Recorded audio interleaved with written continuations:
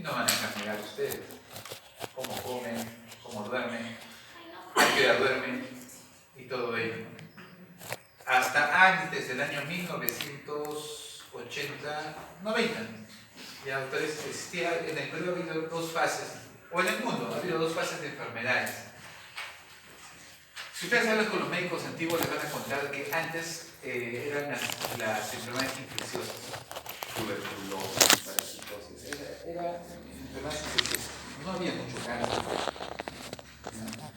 Hasta antes del año 1980 el cáncer no era algo muy común. Había cáncer, pero era como que bueno, por ahí uno tuvo cáncer. Después de eso, del año 1980, las enfermedades infecciosas comenzaron a disminuir y aparecieron las enfermedades autoinmunitarias, las enfermedades tipo neoplásicas, ¿no? Enfermedades inflamatorias crónicas, por ejemplo, el lupus. Antes no había mucho lupus. El lupus apareció casi a partir de 1980. La pregunta es, ¿qué cambió desde año hasta qué? ¿Cuáles fueron los cambios? Y los cambios básicamente fueron cambios de estilo de vida. El peruano adquirió la costumbre occidental, Kentucky, y cada vez que hay un cambio que nosotros asimilamos lo que hace Estados Unidos, pues llegamos a tener lo que ellos tienen. Ellos tienen la más alta obesidad, la más alta incidencia de diabetes, y por eso es que los estadounidenses, su medicina más está basado en curar enfermedades. Por eso la medicina en Estados Unidos es cara. Tengo que curar tu diabetes, y eres diabético, tienes pie diabético, tengo que amputar, tengo que operar, tengo que hacer esto, tengo que hacer diálisis, ¿me dejo entender? Entonces, ellos tienen que hacer eso porque ya les ha ganado. O sea, el cambiar de estilo de vida del estadounidense es complicado, o sea, ya están acostumbrados. Y segundo, que las industrias médicas, clínicas, les da plata. A mí me conviene que tú te enfermes porque yo voy a ganar más. ¿Ya? Así funciona la medicina ya. Nosotros, inicialmente no era así nuestra medicina peruana, pero va cambiando y actualmente se está volviendo así. Por eso es que me dan cuenta que las clínicas por mucho más caro, el sistema es mucho más. Y no me interesa hacer prevención, porque a la clínica no le interesa que hagas prevención. A la clínica le interesa que te enfermes para que vayas a atenderte a una clínica. Pero si nosotros haríamos prevención, bajaríamos las enfermedades, no tenemos mucho trabajo, claro está, porque básicamente ya no habría muchos enfermos, pero hemos disminuido, ¿me dejo entender? Y las clínicas no tendrían ingresos porque no habría muchos enfermos. Entonces a las clínicas, doctores, no les interesa que aprendan ustedes a hacer prevención, así se lo digo desde ahora. A la clínica le interesa que tú te enfermes para que puedas ir a atenderte y pagar. Entonces, bajo ese nuevo régimen, doctores, el peruano se está volviendo muy occidentalizado y la diabetes está creciendo a pasos agigantados. ¿Ya? Bastantes diabéticos, jóvenes de 16 años, 18 años, diabetes tipo 2. Es que esta enfermedad, doctores, la van a conocer ustedes muy bien y la van a tener muy presente a partir de ahora. Así que, chicos, doctores, vamos a empezar. La diabetes, como les mencionaba, es una enfermedad metabólica multifactorial, que interviene en muchas hormonas. Y dentro de la insulina es el punto de partida, pero hay otros factores que se van a ir alterando. Y factores diabetogénicos. Ahora sí van a entender esa palabra. Yo les he enseñado, por ejemplo, la hormona de crecimiento era un factor diabetogénico. ¿Hasta qué punto? Porque elevaba la glucosa, alteraba básicamente la parte de los tejidos grasos porque permitía que la grasa podría ser lipólisis para que pueda salir afuera y la grasa circule, y eso también te puede llevar a un factor diabetogénico. ¿Por qué? Porque les acabo de decir que cuando tú tienes colesterol o triglicéridos elevados en sangre te hacen más predisposición a diabetes. Entonces, todo parte, básicamente, doctores, el diabético parte de eso. ¿Qué comes tú? Le dices a tu paciente, ¿qué estás comiendo? Tus alimentos son balanceados, son adecuados. ¿Listo? Si la comida que tú comes realmente es nutricionalmente adecuada, calórica, de hecho que sí, tiene un montón de calorías, pero la verdad es nutricionalmente balanceada. Este alimento, doctores, que ustedes van a comer ahora en el almuerzo, no sé si también rojo, como alimento, básicamente va a llegar a su nivel intestinal. Y el intestino básicamente va a tener que captar ese alimento, interpretarlo, degradarlo, absorberlo, y su páncreas va a tener que actuar. Ya se les dije en la clase pasada de que desde el momento que la comida llega a tu boca ya hay una respuesta de estímulo, ¿no? Desde el momento que pasa por tu esófago, llega a tu estómago y comienza a distender tu estómago, ya hay una respuesta. O sea, en todo momento hay una respuesta. Y cuando ya se reabsorbe la glucosa, recién esa glucosa va a llegar al páncreas y recién va a secretar insulina al páncreas por estímulo de glucosa. Pero ya les he explicado que a nivel intestinal, principalmente duodenal, hay las incretinas que van a estimular ya la secreción previa de insulina. Entonces, básicamente, el principal estímulo, si bien es cierto, es la glucosa, pero hay otras hormonas que vamos a ver más adelante en la siguiente clase que también van a estimular las células beta para la secreción de insulina. Esta glucosa que está en sangre, básicamente, que va a circular, va a ser controlada mediante la insulina. ¿Listo? Entonces la insulina se va a encargar de básicamente disminuir y controlar esta glucosa, como bien vamos a ver. Y esto lo he visto en la práctica. Es variado, no es que sea algo matemático, pero ustedes se dan cuenta en la práctica cómo a algunos les ha controlado más rápido y otros más lento, ¿no? Otros ha sido la caída, no, subió y pum, cae rápidamente, y otros suben y no baja así tan rápido.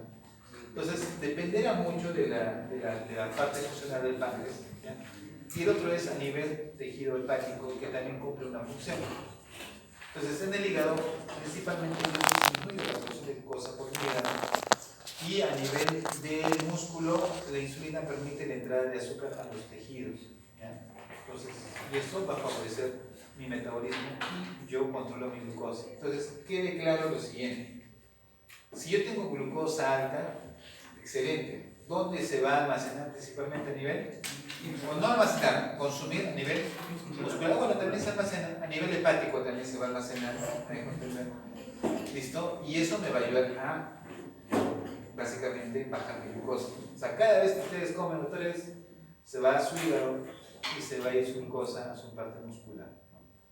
Y no decir más que también se va a ir a su tejido graso, la parte de su glucosa, cuando yo incremento mis niveles de insulina, porque la insulina tiene ese efecto. ¿Ya? ¿Qué pasa si yo disminuyo mi insulina?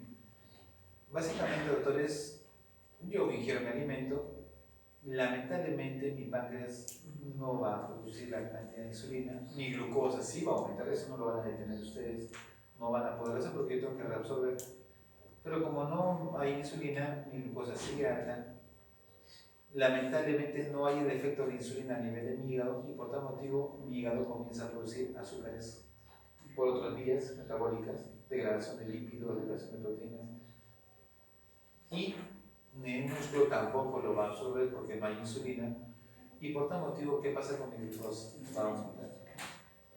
Entonces, lo curioso es que si no le llega glucosa al músculo, ¿qué va a pasar con el músculo? Se atrofia. Por eso que los diabéticos son como los Cushing, son panzoncitos, tienen tejido graso, pero sobre estos son delgaditos. ¿Ya? Muy bien. Entonces, ¿qué es la diabetes, doctores? Proceso patológico crónico, complejo del metabolismo de carbohidratos, grasas y proteínas. Doctor, no es solamente la glucosa, no.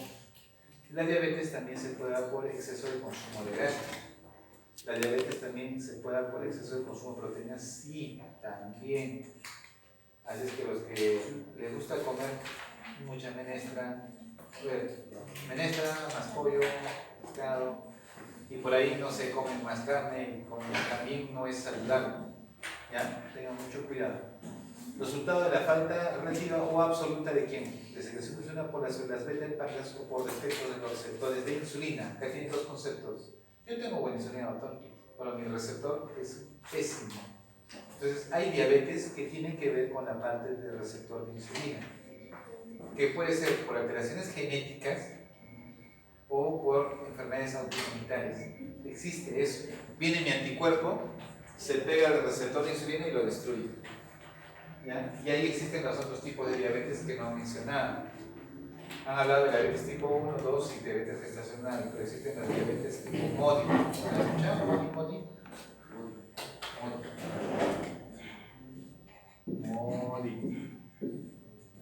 ¿Ya? Pero tiene que ver mucho con la parte de la parte genética. No es común. Ya esta es una diabetes ya que hay que hacer estudios mucho más especializados. Pero les menciono que existe, ¿no? ¿Ya? No se olviden, por alteración del receptor de insulina. Y como les digo, está en aumento, doctores. Está en aumento. Por si acaso, la transmisión de la herencia genética para diabetes es de generación en generación. A ver, se los pongo un ejemplo. Sus abuelos, muchos de sus abuelos no son de Lima, son del campo, de provincia, y vienen de la chacra, o de casi la mayoría, ¿no? Preguntan, oye, sí, mi abuelo era del campo, de la chacra, la mayoría de ellos. Y ellos básicamente comían alimentos un poco más saludables y hacían mucho ejercicio, porque la chacra, ¿cuántos de ustedes alguna vez han ido a hacer chacra? Sí, se hacen sincero. ¿Cuántas horas han hecho chacra? O solamente una vez, poner un ratito la abuela dice, a ver, ya, ¿qué tal? Sí, te cansas una hora. Ya. Yo, por ejemplo, cuando era pequeño, mi mamá siempre me llevaba al campo. Me dejaba un mes con mi abuelo.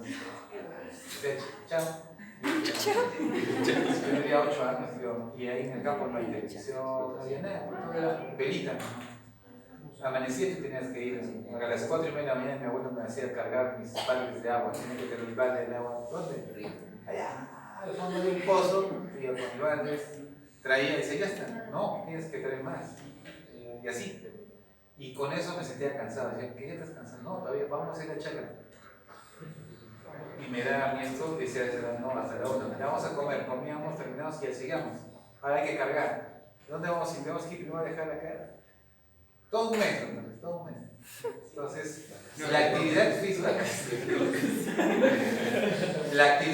que ellos hacen es intensa. O sea, imagínense, o sea, yo decía, pero esto es toda la vida, sí, me decían, toda la vida hacemos esto, todo el tiempo, cada momento. Esa es la vida de ellos. Por tal motivo, la diabetes no existía en esa época en ellos, no existía, no era una enfermedad presente. Muy bien, eso heredaron a sus padres. ¿Me dejo entender?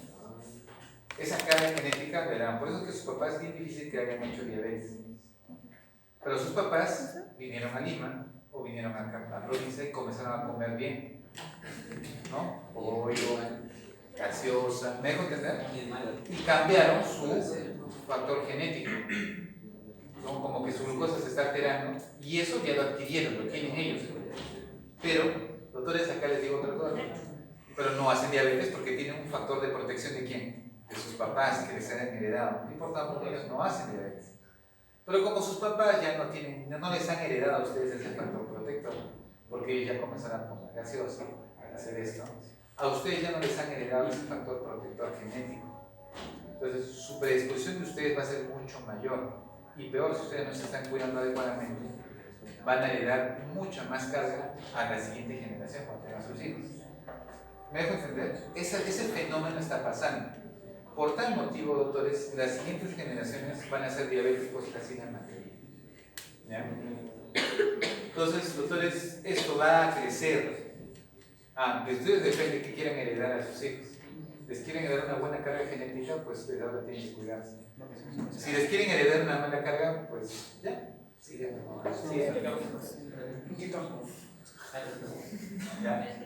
Y ahí surge una pregunta que decía un doctor. Miren, los doctores son bien fríos. Decían, ¿quieres enamorar con una chica? Sí. Averigua si esa persona se deporta, ¿no? Chicas, ¿quieren enamorar con un chico? ¿Quieren que sus hijos tengan una buena carga genética?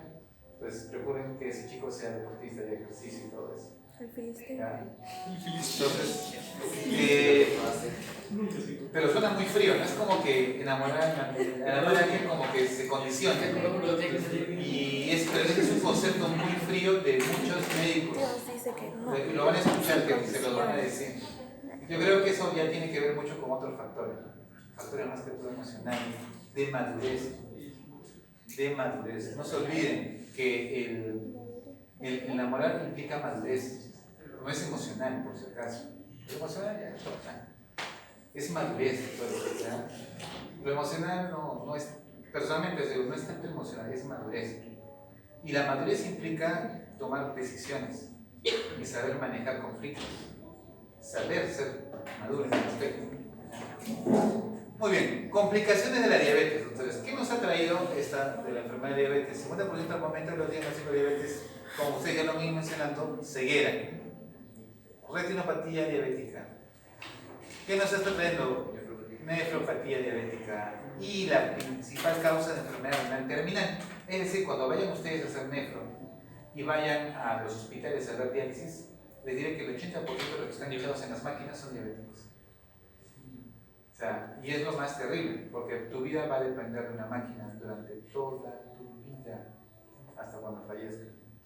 Ir 3 veces a la semana y estar sentado en una máquina 4 horas, y no es que me siento y ya me voy a hacer mis cosas, sales medio cansado, te das con sueño, quieres descansar, haces tu trabajo y esa es tu vida, ¿no? Problemas vasculares, enfermedades cardiovasculares, infartos, accidentes cerebrovasculares, no se olviden. Y al final la neuropatía diabética, que tiene que ver mucho con lo que expusieron también con alteraciones a nivel de sensibilidad, ¿no? Como el pie charrot que expusieron, donde el pie se altera porque ya la parte sensitivo-motora neuronal se alteró, ¿no? Entonces, doctores, miren todo lo que pasa con la diabetes. Entonces, como les mencionaba, existe el diabetes tipo 1, que no lo voy a resaltar porque ya lo saben, diabetes tipo 2, diabetes mellitus gestacional, que también ya lo han comentado. Y acá las mencionaban, otros tipos de diabetes, síndrome de diabetes monogénicas, ¿no? Que básicamente son alteraciones ya genéticas, que hay neonatal o MODY, ¿ya? Hay otra enfermedad que se llama la enfermedad del páncreas exocrino, que son producidas por drogas. Hay drogas, doctores, que pueden alterar el páncreas y hacer de que ya no secretes insulina. Suspender la droga y básicamente mejora. Pero bueno, eso no es parte de nuestra clase de vida, pero quiero que entiendan que existen otras factores, ¿ya? Entonces, ¿cuál es básicamente la fisiopatología de la diabetes tipo 1? ¿Qué sucede en la diabetes tipo 1?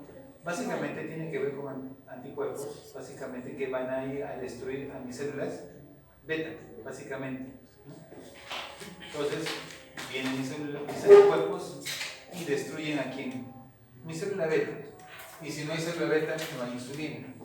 Doctores, me olvidé decirles, esta clasificación de diabetes tipo, por si acaso, tipo 1 se escribe, cuando pongan tipo 1 y tipo 2, se lo digo desde ahora porque sus compañeros se jalaban los que han hecho en el ECOE, me pusieron diabetes tipo 1 en romano. Basta que pongan eso y yo ya lo he jalado, porque no se escribe en romano, se escribe en números árabes, se escribe 1 o 2. Al 1 le llamaban la famosa insulino dependiente, porque como no tienen insulina, dependen de insulina.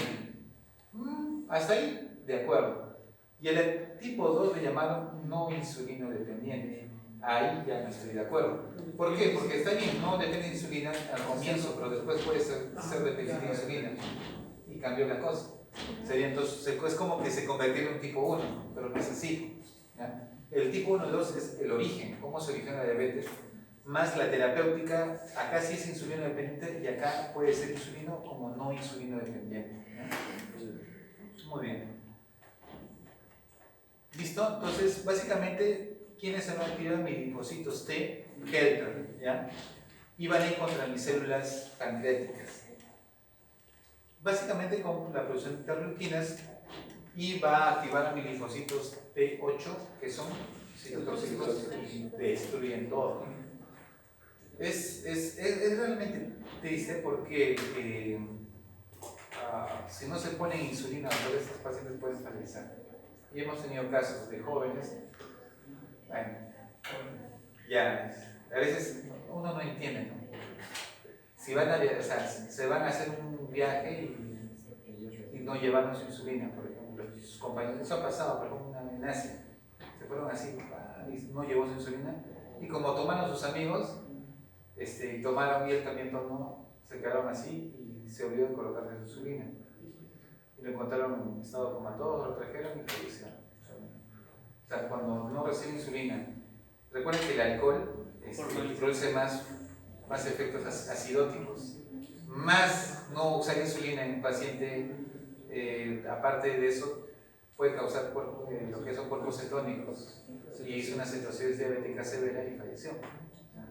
Entonces, cosas que pueden pasar. Por eso ellos tienen una vida muy dependiente de insulina, o sea, no pueden olvidarse de su insulina. ¿Ya? Tienen que usar su insulina. Diabetes tipo 2, ahí sí entramos con toda llena porque ahí sí nos corresponde a nosotros. Genética, sí, ya les he dicho que hay una carga genética que ustedes van a transmitir. Ahora, doctor, si mi papá es diabético y mi mamá es diabética, ¿me puede dar diabetes a mí? Sí.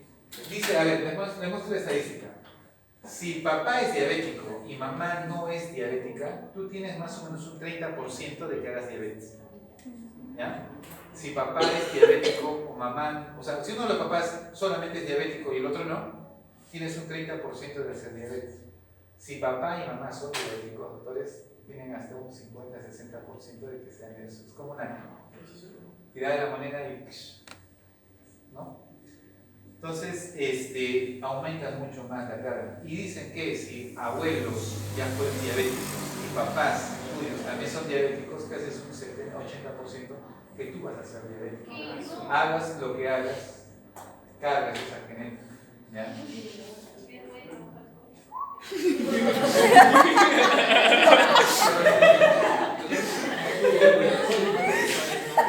Pues, o sea, basta que uno de los progenitores no sea diabético. ¿Ah? Ya. La pregunta de su compañero es bien interesante. Dice, doctor, el abuelo es diabético, pero su hijo no fue diabético y la esposa tampoco es diabética. El niño hereda no por lo del abuelo. Baja la carga, pero también se mantiene más o menos en un 20-30%. O sea, siempre, basta que haya un integrante de tu linaje que haya tenido diabetes, tú ya tienes un 20-30% de que lo puedas hacer. Esa es genética. Pero la diabetes no solamente es genética, doctores. La diabetes también es medio ambiente. ¿Listo? ¿Qué significa eso? Tu estilo de vida. Si una persona que hace deporte, come bien, va a ser bien difícil que despiertes esta parte genética. ¿Ya? Pero no es imposible. ¿Ya? Lo pueden hacer. Programación fetal. ¿Qué tiene que...? Acá lo que trata de decir es cómo fue tu periodo de gestación de tu mamá. Cómo tú fuiste, cuánto naciste de peso, un año, ¿no? Se dice, doctores, que los que nacen macrosómicos, o sea, los que nacen con un peso aumentado, doctores, ¿tienen predisposición a diabetes? Sí. Y los que nacen con peso bajo, ¿tienen predisposición a diabetes? También. Sí, para arriba ni para abajo. ¿Ya? Tienen que nacer normal. Tienen que nacer con el peso normal. ¿Ya? No conviene que sean macrosómicos ni tampoco que tengan RCU, retardo de crecimiento intrauterino, que llaman RCI1. ¿No? ¿Cuánto pesa un niño? A ver, ¿cuánto creen, doctores? 2 kilos 700. No, dicen que más o menos 2.800 a 3.500 debería ser el rango normal. Si pasa de 4.000 ya se considera macrosómico. ¿Ya? 4 kilos. Si pesa menos de 2.500 ya se considera bajo peso. ¿Ya? ¿Listo? Entonces pregunten, mamá, ¿con cuánto he nacido yo? Pregunten así. Pregunten así. ¿Saben con cuánto han nacido? ¿Alguien de ustedes ha nacido con más de 4 kilos? Hermano. Ya, si han nacido con 4 kilos, tienen. ¿Alguien ha nacido con menos de 2,500 kilos? Ya. Si han nacido en esos rangos, doctores, hay una programación fetal que los puede predisponer.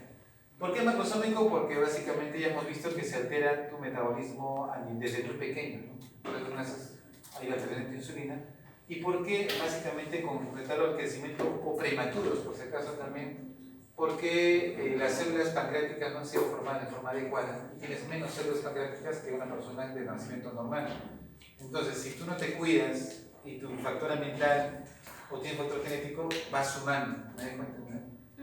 Y por último, lo que sí está, es el bestseller de la obesidad. No se olviden que la obesidad, el COVID nos ha mostrado que los que más se han muerto han sido los obesos. Se lo digo porque yo trabajo en la unidad de cuidados críticos de mi hospital y todos los pacientes que hemos ingresado, jóvenes, a 36 años, 32 años, obesos, todos han fallecido. Y entraron un paciente no obeso de 65 sobrevivía. Entonces uno dice, ¿quién debía sobrevivir más? El que más joven. Pero el factor obesidad hizo de que ellos fallezcan. Entonces la obesidad, doctores, es un factor inflamatorio. Y cualquiera que diga que no, es mentira. La obesidad inflama tu organismo, te hace predispuesto a todo. ¿Quiénes sufren las peores neumonías? Los obesos. Cuando a un obeso le da una infección urinaria es más terrible que a alguien que no lo es. O sea, así es. ¿Listo? Así es que tienen que bajar de peso. Entonces, si se dan cuenta, la diabetes tiene múltiples factores. No se olviden eso. Genéticos, medio ambiente, formación fetal y obesidad. ¿Ya? Básicamente son los que tenemos que tener presentes, ¿no? Bueno, esto ya les mencioné. Gran agrupación familiar con una concordancia entre gemelos homocígotos puede desarrollar una enfermedad de un 90%. ¿Cómo así? Para que vean la parte genética, ¿no? O sea, los gemelos, uno diría, uno lo vamos a... hay un trabajo, no me acuerdo el nombre ahorita, donde a uno le alimentan de forma no cocoy y otro saludablemente, y con los años ambos desarrollan igual diabetes, siendo gemelos. A uno le decían comer lo normal, ¿no? Su comida habitual, y el otro lo cuidaron, ejercicio y todo lo demás. Al final desarrollaron diabetes, ambos. ¿Ah? Bueno, pero hablamos básicamente de homocigotos, gemelos homocigotos que papás eran diabéticos. O sea, es como que papá y mamá son diabéticos y tuvieron dos gemelos. Entonces uno dice, vamos a ver, hasta en eso han experimentado con ellos. Y ya dice, a ver, vamos a tus hijos, vamos. Estos son experimentos de antes, porque actualmente no se hacen. O sea, ahora ya lo permiten. Los médicos antes del año 1980 han hecho experimentos de todo tipo. De todo tipo. Se escandalizarían de todos los experimentos que han hecho los médicos. Ustedes dirían, no, pero eso es humano. Pero se hacía. Por ejemplo, había un experimento de manejo del cáncer, o había experimentos de hipertensión. Decían, a ellos les damos antihipertensivo y ellos no. Les damos placebo, azúcar. Pero si hacen un ACV, pero no sabemos. ¿Qué firma nomás que quiere participar del experimento? Y a veces hacían crisis hipertensivas, ¿no? Se complicaban o hacían hacerse los hospitales, pero no les interesaba, lo que les interesaba era tener resultados. ¿Me dejo entender? Ahora ya no es así, ahora ya cambiaron muchos protocolos. Gen que interviene en el desarrollo del páncreas. Este es otro problema. Hay diabetes por alteraciones de la parte genética pancreática, o sea, del crecimiento pancreático. Hay niños que nacen con agenesia pancreática. No es que tengan, sino no nacieron con páncreas. ¿Listo? O nacieron con un páncreas muy deteriorado, muy pequeño. Y básicamente lo que les mencionaba, los genes relacionados a los receptores de insulina. ¿Ya? Entonces, la carga genética está, pero también hay carga genética de fallas.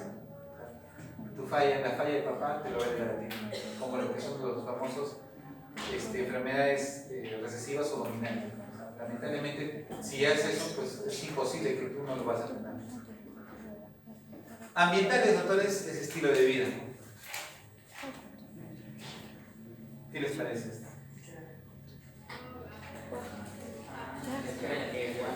Qué feo, no, qué mal comer eso. ¿Qué comida le dan en el país? Gluten.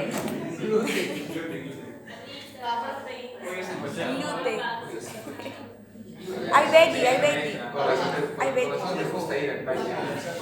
Hay veggie. Bueno, ya. Ingesta de altas calorías. Acabo de poner ingesta de comida en el país. Vamos a poner ya. Con estilo de vida sedentario. Doctores, Se ha descubierto que los que hacen ejercicio tienen menos predisposición. Por eso es que los deportistas no van a conocer. A ver, abrimos un futbolista o un deportista destacado que sea diabético. Normalmente, no, que sea diabético. Es casi imposible que si es diabético es porque fue tipo 1, ¿no? O algo, o un factor genético, pero así no existe. O sea, díganme un deportista. Ahora, les digo una cosa: díganme un deportista que se murió por COVID.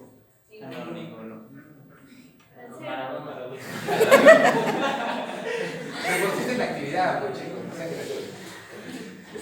¿Entienden el mensaje? O sea, si ustedes quieren tener una vida saludable, si ustedes quieren tener una vida saludable, quieran o no, el deporte los va a proteger.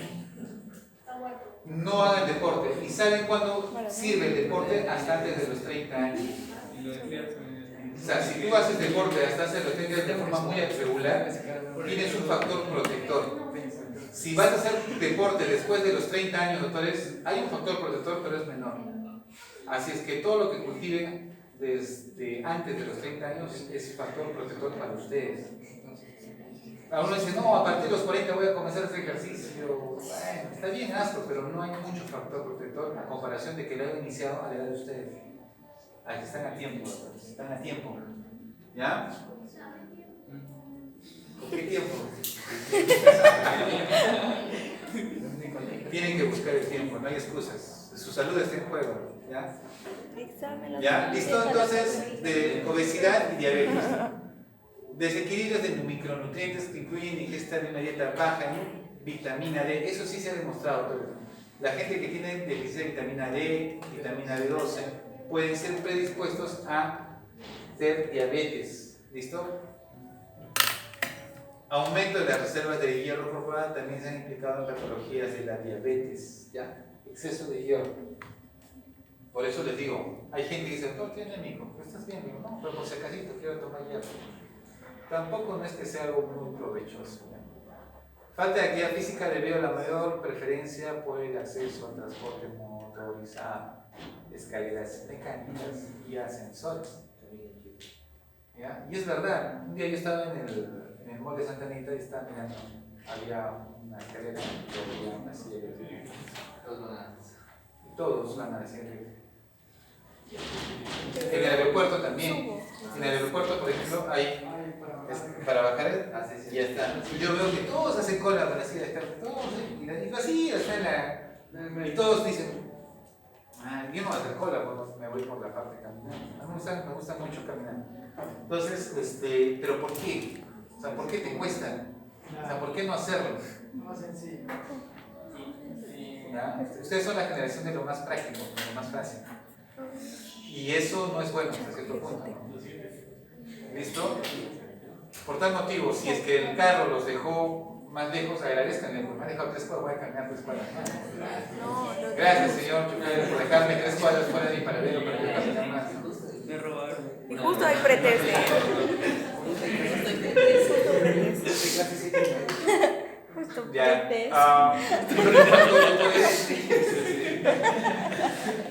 El otro factor es esto. Esto va para las damas. Cuando van a gestar, doctores, su estado nutricional tiene que ser óptimo.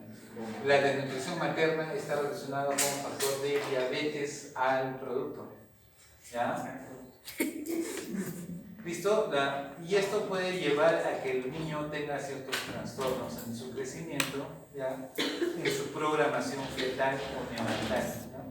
Y cambios epigenéticos. ¿Ya? Eso creo que ya me entienden. ¿Listo? Pasamos sobre nutrición. Ahora vamos al otro extremo. Aquellas mamás que dicen, tengo antojos. Y comen. No se dan cuenta que el producto está creciendo más. Obesidad materna durante el embarazo, trastorno metabólico. Así es que no es cuestión de comer, es saber qué comer. Si este paciente ya era obeso o era diabético, ya en la gestación va a ser más preponderante hacer diabetes gestacional. ¿Listo? Si hay obesidad en la infancia o hay un presíndrome metabólico, entonces eso también hay una predisposición muy importante para que te vuelvas diabético. Y es como un círculo vicioso, ¿no? Y esto te hace más predisponente para que si eres mujer, al momento de la gestación, te hagas diabético. Y lo curioso es que los cambios metabólicos que se dan en efecto van a alterar al producto y el producto nuevamente se hace predispuesto y así, ¿no? Hablando de las damas, por ejemplo, se hace un círculo vicioso. ¿Puedes modificarlo? Sí. La parte dieta y actividad física. Dieta y actividad física. ¿Puedes modificarlo? Sí. ¿Ya? Ténganlo presente. ¿Listo? Acá, lamentablemente, vamos a tener un niño que tenga resistencia a la insulina o que nazca con macrosomía fetal. Entonces, eso es importante. Ahora vamos con los obesos. ¿Por qué los obesos son más predispuestos a ser diabéticos? Porque son inflamatorios. Miren, se dice que un paciente obeso, doctores, ¿por qué un paciente obeso se moría? A ver, se los pongo de esa palabra. O sea, no se pregunta por qué, a ver, ¿qué sucede?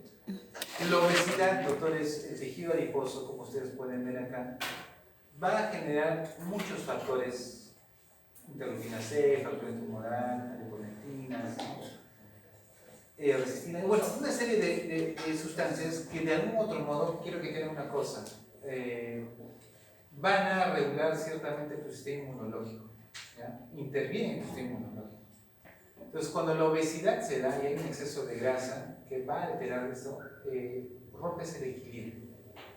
El sistema inmunológico es algo así: me da una gripe, se activa el sistema inflamatorio inmunológico, destruye el virus, me lo mató, ¿y qué pasa con el sistema inmunológico? Se tiene que enfriar y regresar a lo normal, porque ha aprendido un equilibrio. Los obesos pierden ese equilibrio. Viene mi gripe, viene mi sistema inmunológico, mató al germen, pero el sistema inmunológico no se apaga y sigue encendido, y sigue encendido, y sigue encendido, y de repente ya comienza a dar otro problema, ¿no? Y eso le pasaba a los pacientes con COVID, porque decían su neumonía COVID, atacaban al virus, tu sistema inmunológico, lo destruían, pero no se detenía la inflamación, seguía destruyendo el pulmón, seguía destruyendo el pulmón. Hacíamos la prueba de COVID, ya no había virus, las pruebas, pero el pulmón se seguía destruyendo hasta que moría la persona. ¿Todo por qué? Porque su sistema inmunológico ya no tenía ese clic de apagado, ¿no? Entonces, todo esto, esas alteraciones, el papel de la obesidad en la inflamación es interesante, porque tu sistema inmunológico no se regula, pierde el equilibrio que tiene que tener, ¿ya? Y eso no es favorable para los pacientes que son obesos al momento de desarrollar diabetes, porque los que tienen más predisposición son los que son inflamados. Muy bien, quiero que vean el octeto minoso. ¿Qué es el octeto minoso, doctores? Son los 8 factores que te llevan a la diabetes y tienen que trabajar en esto. Por ejemplo, a ver, miren, a ver, vamos a partir por cuál. A ver, vamos a agarrar.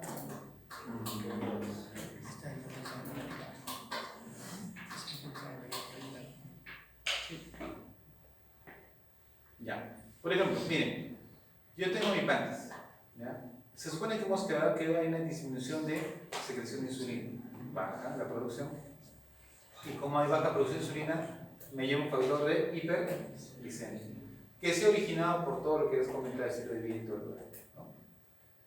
Como hay un proceso de obesidad intestinal y se alteró mi sistema inmunológico, se altera mi respuesta. Y por tal motivo, a nivel intestinal también hay una alteración y disminución del efecto de las incretinas, que también estimulaba ¿a quién? A la secreción de insulina. Por tal motivo me causa hiperglicemia. Incremento en la lipólisis, es decir, hago que en mi sangre haya más grasa, tejidos grasos, triglicéridos, colesterol, y eso me lleva a mayor hiperglicemia. Doctor, ¿y qué pasa? A nivel renal, doctores, a nivel renal, yo reabsorbo glucosa, no orinas glucosa, ¿listo? Yo reabsorbo glucosa. Por tal motivo, los pacientes diabéticos tienen una mayor reabsorción, si bien se trae glucosa, y hay un incremento en la reabsorción de glucosa, lo cual también va a hacer que pueda ser un factor de hiperglicemia. Doctor, ¿qué es resistencia a la insulina? Básicamente que a pesar que tú produzcas insulina, no es una insulina útil, porque hay una alteración en los receptores que no hacen fibrosis y te lleva a hiperglicemia. Incremento de secreción de glucagón también, porque supuestamente hay una alteración y eso también te produce hiperglicemia. Aumenta la producción hepática de glucosa también cuando se altera. Y esto pasa a los que tienen hígado graso, por si acaso. ¿Ya? Tengan mucho cuidado. ¿Ya? El hígado graso también predispone a hiperglicemia. Y disfunción de neurotransmisores, básicamente como la autorregulación cerebral, que les mencionaba en la parte de la alimentación. Entonces, todos estos factores que ustedes están viendo aquí, ¿ya? Todos estos factores que están viendo, van a condicionar de que tú hagas diabetes. ¿Ya? Entonces, acá vamos. Concentración de la glucosa plasmática en ayunas y volumen de células beta. ¿Ya? Miren, normalmente, con una dieta adecuada, sin mucha alteración, mi cantidad de células beta, y miren cómo están mis células beta en diabetes. ¿Hay más o hay menos? Menos. Y es por eso, doctores, que la diabetes es una enfermedad de desgaste. Así se los digo. ¿Ya? Y lo que ustedes tienen que hacer, doctores, ahí es hacer descansar a su páncreas. Bueno, o sea, no estén comiendo cada rato. Bocadillo por acá, bocadillo por allá, pancito por aquí, galleta por acá, gaseosa por acá. ¿No? Entonces, traten de respetar sus horarios alimenticios. Desayuno es desayuno, almuerzo es almuerzo, cena es cena. Y de cena, de preferencia, no coman mucho. No porque no tomaron desayuno y almuerzo, en la noche me voy a desquitar. Si no toman desayuno y almuerzo, piña, en la noche, lo mismo de siempre. ¿Ya? Muy bien, flujo metabólico de control, básicamente, miren, ¿se acuerdan ustedes que les mencionaba, ¿no? Que mide tu glucosa, básicamente según 6-fosfato, fructosa 6-fosfato, muchos de ellos el piruvato se va a ir al ciclo de Krebs, ¿no? Y hay una cierta cantidad que se va a almacenar como glucógeno, básicamente, y otra cantidad que va a ser usada.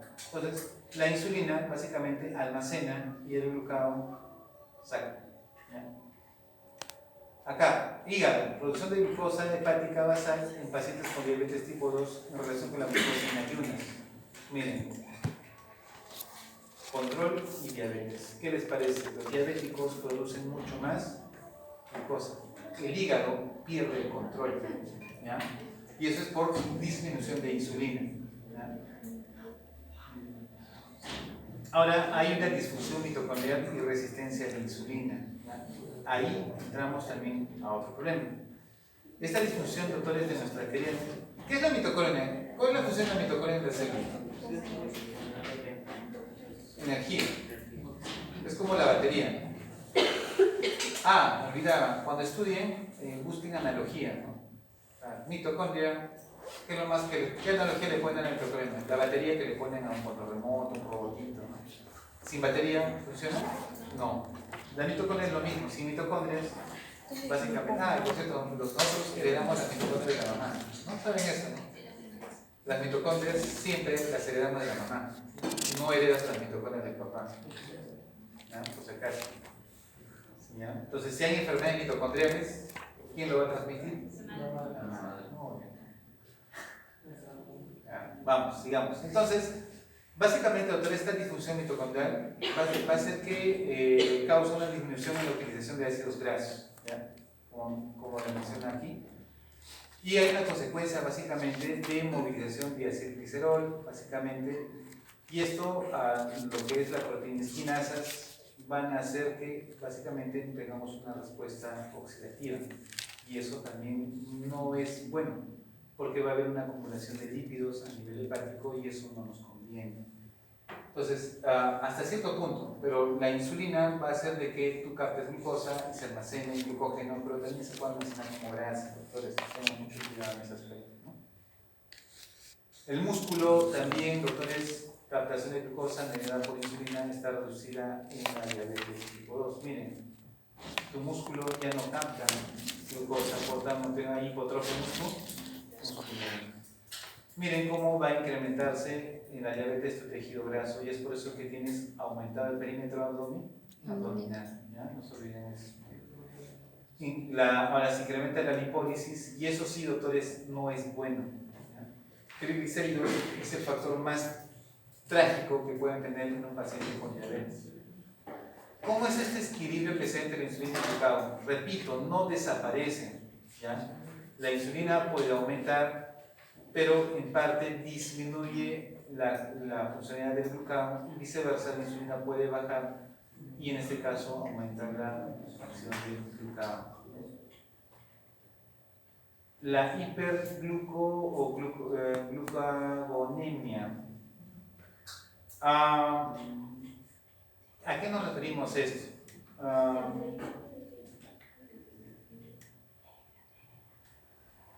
A ver, ¿qué es la hiperglucagonemia? Básicamente, así como existe la hiperinsulinemia, como los insulinomas que ustedes ya han comentado, existen también los pacientes que tienen alto glucagón.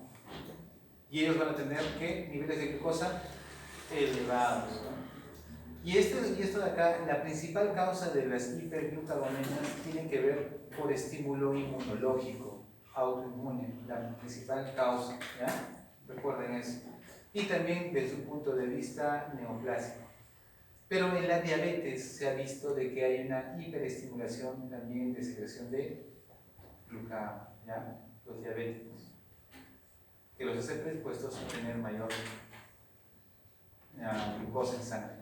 Efecto incretina está disminuido en los diabéticos, ¿ya? Bajan los niveles de incretina, ¿listo? Y eso hace que en el tiempo tengamos mayor. Miren, nuestros valores de incretina normales, hasta 60 unidades por litro, miren acá como ya no hay incretina.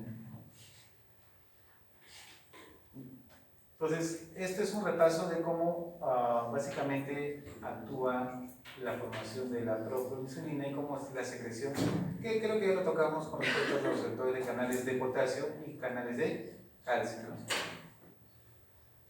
Incretinas modulan la insulina y glucagón para disminuir la glucosa en sangre durante la hiperglicemia, ¿ya?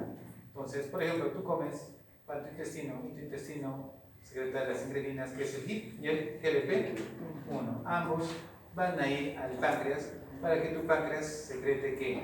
Insulina. Y eso va a hacer que básicamente pueda disminuir tus niveles de glucosa, ¿ya? Aumento de la insulina y, como pueden ver, esto va a ser un control fisiológico de tu glucosa. Hay que tener cuidado con la resistencia a la insulina, que es un problema que puedes presentar en los diabéticos, ¿ya?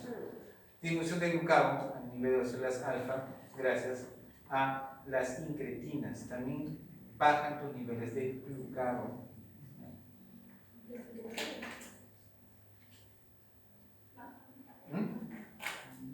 ¿Qué? Las incretinas, sí. Muy bien. Entonces, en conclusión, doctores, nosotros, nuestra insulina, básicamente a nivel de nuestro sistema cerebral, también tiene una influencia muy interesante. Se supone que si yo subo mi nivel de insulina, le estoy indicando que debo aumentar o disminuir mi cantidad de ingesta de alimentos. Repito, si yo incremento mi nivel de insulina, ¿qué le está diciendo a mi cerebro? Que debo, a nivel hipotalámico, debo aumentar o disminuir mi cantidad de... Aumentar o disminuir. Si tengo niveles altos de insulina, ¿debe aumentar o disminuir mi ingesta de alimentos? ¿Qué hace la insulina? ¿Hace que te dé más hambre o menos hambre? Te baja el apetito. ¿Ya? Te baja el apetito la insulina. Por tal motivo, ya no ingieres alimentos. ¿Listo? Es como que tenga un estímulo anorexigénico o que no comas. ¿Listo? Pero en la diabetes no hay insulina. Por tal motivo, ¿tú qué quieres? Comer, comer, comer, comer, comer y comer. ¿Listo? Ahora, el otro es que también cuando hay un incremento de insulina, básicamente vamos a alterar la producción de glucosa a nivel hepático, cuya función principal va a ser almacenamiento más que producción. Muy bien, por tal motivo, al incrementar va a haber una hiperfagia y eso los vuelve los diabéticos obesos. Pero en los diabéticos, o sea, como no hay mucha insulina, los vuelve obesos. ¿Listo? Los inhibidores SGLT2. Básicamente esto lo vamos a ver en la parte renal. Ustedes saben que su glucosa de ustedes tiene que ser absorbida en el riñón y no deben orinar absolutamente nada, porque la glucosa la usamos constantemente y su cerebro en este momento está usando glucosa, que por cierto a algunos se le está acabando. Ya están ¿ya? Entonces, los LGT2 que están a nivel renal son los responsables de la recaptación de glucosa con apoyo de los GLUT2, ¿ya? No se olviden, ¿ya? Con apoyo de los GLUT2. Entonces, ¿hay medicamentos que pueden inhibir? Sí. ¿Hay sustancias que pueden inhibir este recaptador? Sí. Y a algunos se les ha ocurrido hacer eso. Es decir, si yo inhibo al que capta la glucosa, ¿qué voy a hacer? Voy a hacer que orines más glucosa y no lo reabsorbas. Por tal motivo va a bajar tu niveles de glucosa, ¿no? Como tratamiento, ¿ya? Inhibidores de la SGLT2. Así van a escuchar mucho ello. Entonces, más o menos bajan un 30-50% la recaptación de glucosa, ¿ya? No se olviden como punto de partida. Entonces, doctores, para mí lo más importante es que recuerden que la diabetes tiene factores múltiples. No es solamente darle pastillitas para que baje la glucosa, que tiene que dar estilo de vida. Y un médico para dar un estilo de vida tiene que dar con autoridad. Hace ejercicio, pero yo todo pido mis no ejercicio. Tienes que comer sano, pero yo me voy a comer al país.